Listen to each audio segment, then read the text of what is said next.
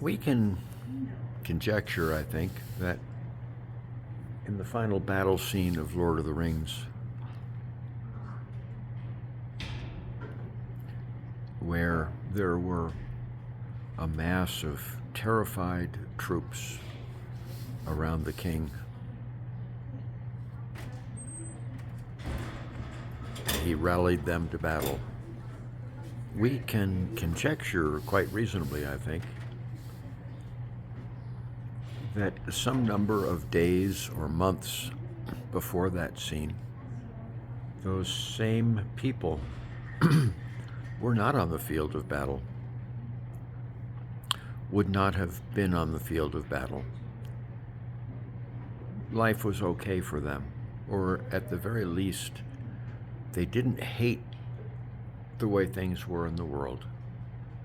They didn't hate their lives in the world enough to have gone into that certain death situation. I'm remembering what is common knowledge around among those that have studied revolutions throughout history, rebellions throughout history. They are never predictable.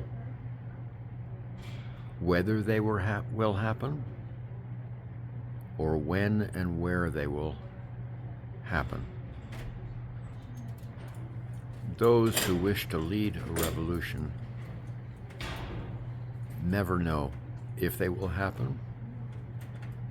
Often they believe they will not happen. They don't know what to do to precipitate them. And in fact, I think the prevailing scholarship is there's nothing anyone can do to precipitate them.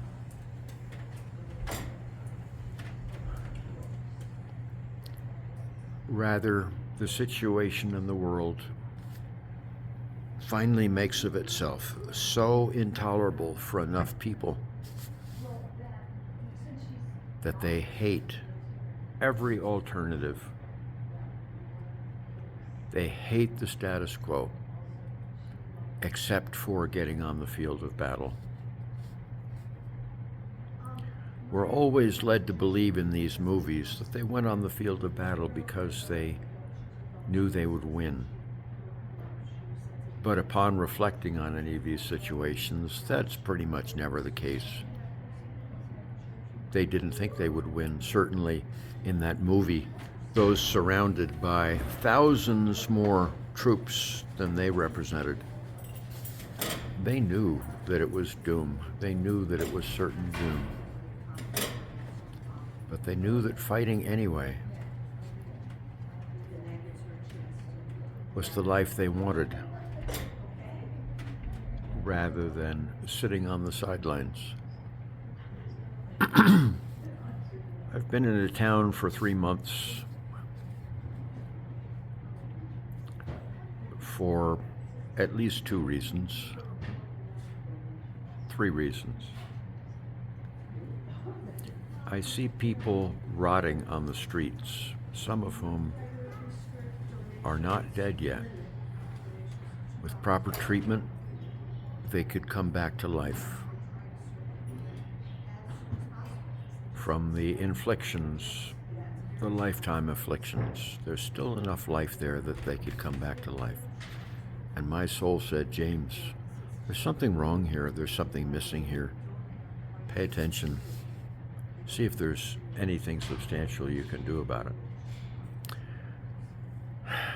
The second reason is it appears to James that there are so many things in place.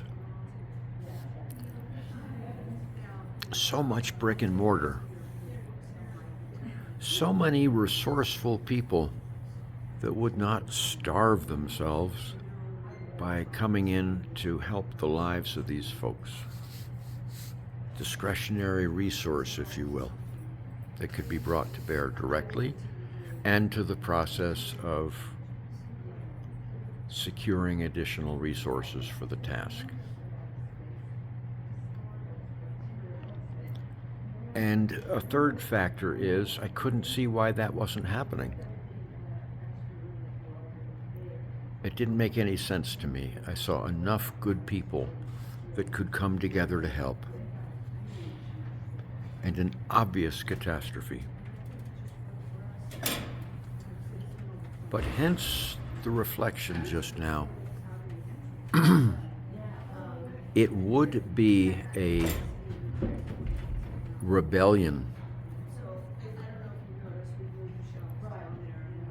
on the part of those that could help, that could do more, that are not doing so right now. It would be a totally different value system. It would be a pretty much binary shift from the value of our culture, which is me and mine, to Jesus' value system.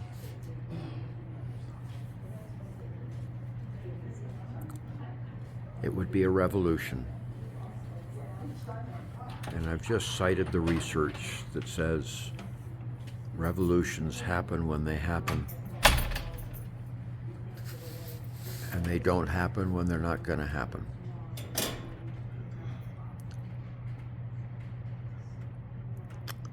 And I keep forgetting what I've just shared here. I know it, but I don't know it deeply enough.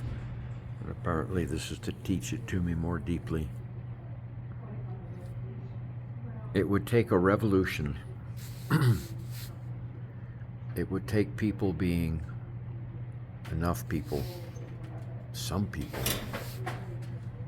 finding that people rotting on the streets here in this town is just unacceptable to them. They can't stand not to try and fix it, even knowing that they are facing certain failure. And it is clear to James, when he musters the focus and courage to face this, it ain't now. It's probably never. Or not until Sauron and his orcs that now rule the world, officially, actually, make things so intolerable for them personally, these relatively well-off, materially, intellectually, socially, emotionally, that they can't stand the world anymore. They can't stand not fighting it, even knowing that they face certain destruction.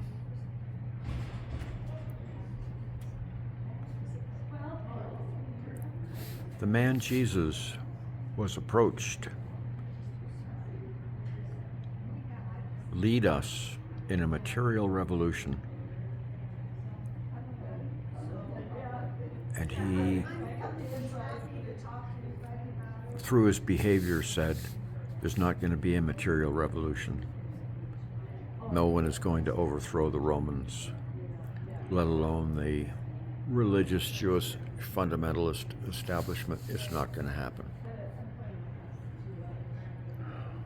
But there's a better alternative than being crushed. We're going to wage a revolution of raging humanity to everyone we can, starting with ourselves and everyone we can reach. And that will give us eternal life. Eternal life being unity with the divine, living the will on this earth of the divine, which is our humanity, our goodness, our soul. And that will give us joyful, abundant lives until we are extinguished. And isn't that what the terrified troops that rose to the King Aragorn, who really said, you know what we're going to do? Yes, we're going to get destroyed. But until they destroy us, we're going to fight. We're going to live. We're not going to die by our own apathy. We're going to live before they extinguish our pulse.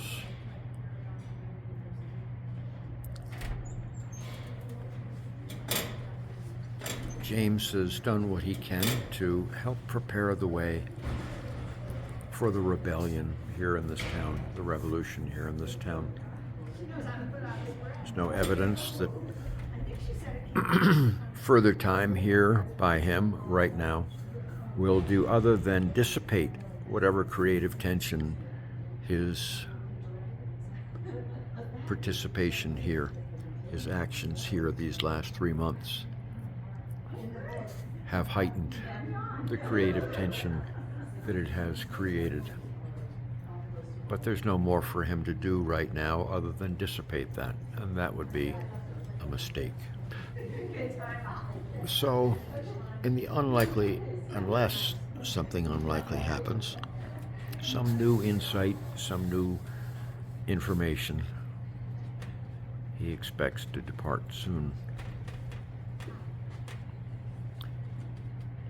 Glad with the creative tension that he has helped raise here a little bit with what he's learned here, and to resume his search for the 1 in a million that hate their life in this world and are thereby primed to become serious disciples of the man Jesus.